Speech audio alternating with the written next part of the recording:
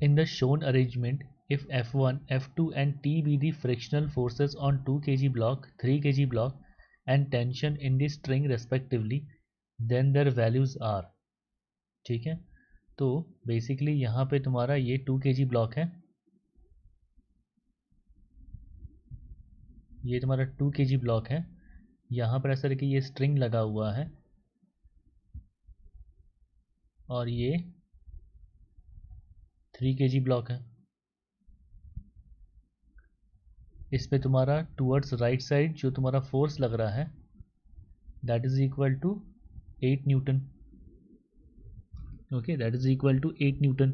और ये 2 kg block पे जो इस डायरेक्शन में तुम्हारा एक्सटर्नल फोर्स लग रहा है that is equal to 1 newton. Okay, इसका तुम्हारा coefficient of friction mu is equal to 0.1 और इस पे जो तुम्हारा कोफिशिएंट फ्रिक्शन है म्यू इज इक्वल टू 0.2।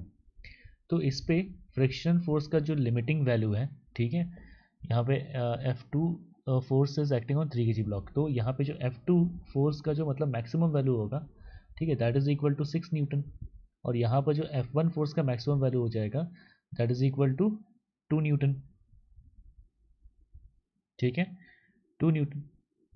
तो अब देखते हैं, है ना, कि इस सिस्टम पे, ठीक है, नेट फोर्स जो है, ठीक है, ये 2 kg 3 kg और ये जो स्ट्रिंग है, ठीक है, स्ट्रिंग में तुम्हारा ऐसा करके टी टेंशन काम कर रहा होगा, ठीक है, तो ये जो 2 kg ब्लॉक 3 kg ब्लॉक और ये जो तुम्हारा स्ट्रिंग है, इस पूरे सिस्टम पे देखा जाए टूवर्ड्स राइट जो है वो तुम्हारा 8 न्यूटन फोर्स काम कर रहा है और यहाँ पे टूवर्ड्स लेफ्ट जो है ये तुम्हारा 1 न्यूटन फोर्स काम कर रहा है।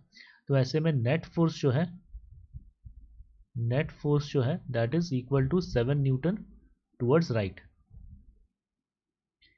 ठीक है, तो बेसिकली इस वाले सिस्टम को अगर देखें, ठीक है, इस वाले सिस्टम को अगर देखें तो यहाँ पर इस डायरेक्शन पे जो मेरा M2 जो मास है, बेसिकली जो मेरा 3 kg मास है, इस पे तुम्हारा towards right side 8 Newton force अगर लग रहा हो, ठीक है, और यहाँ पे मैक्सिमम फ्रिक्शन अगर लग रहा है ना, क्योंकि तुम्हारा नेट फोर्स टूवर्ड राइट की तरफ जा रहा है, तो यहाँ पे इसको बैलेंस करने के लिए यहाँ पे फ्रिक्शन का मैक्सिमम वैल्यू तुम्हारा 6 न्यूटन आ गया। तो यहाँ पे टेंशन फोर्स का वैल्यू क्या हो जाएगा, T will be equal to 2 newton. तो देखो ये ऑब्जेक्ट तुम्हारा रेस्ट पे रहेगा और ऐसे ही, तो यहाँ पे ये क्या आ गया, this is equal to F2। और M1 के लिए अगर बात करें, मतलब ये जो मेरा ये 2 kg ब्लॉक है, इसके लिए अगर देखें तो इस पे फ्रिक्शन का जो तुम्हारा maximum value that is equal to 2 newton. ठीक है, तो यहाँ पे इस डायरेक्शन में तुम्हारा 1 न्यूटन एक्सटर्नल फोर्स काम कर रहा है, 1 न्यूटन एक्सटर्नल फोर्स काम कर रहा है। तो यहाँ पर 2 न्यूटन जो है ये फ्रिक्शन फोर्स का मैक्सिमम वैल्यू है। तो यहाँ पर इस डायरेक्शन में टेंशन फोर्स तुम्हारा काम कर गया 2 न्यूटन, जो कि इसका रिएक्शन है। ठीक है, तो हम देख सकते हैं 2 न्यूटन जो है यहाँ पे 2 kg ब्लॉक को इस डायरेक्शन में स्लाइड करने की कोशिश कर रहा है, इस डायरेक्शन में स्लाइड करने की कोशिश कर रहा है, और ये जो तुम्हारा ब्लॉक है वो उसको रेजिस्ट करेगा by applying a force of 1 Newton. ठीक है, तो हम देख सकते हैं कि 2 kg ब्लॉक भी तुम्हारा रेस्ट पे होगा। यहाँ पे जो F1 is equal to 2 Newton जो था ये तुम्हारा फ्रिक्शन फोर्स का लिमिटिंग वैल्यू था।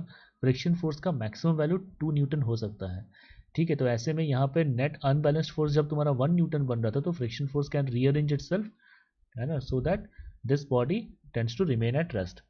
तो फ्रिक्शन फोर्स का जो तुम्हारा F1 का जो वैल्यू होगा that will be equal to 1 newton, जो F2 का वैल्यू होगा that is equal to 6 newton. ठीक है, और जो तुम्हारा टेंशन फोर्स का वैल्यू होगा दैट इज इक्वल टू हम देख सकते हैं 2 न्यूटन। तो this is the final answer. तो option C is the correct option, option C is the correct option for this problem.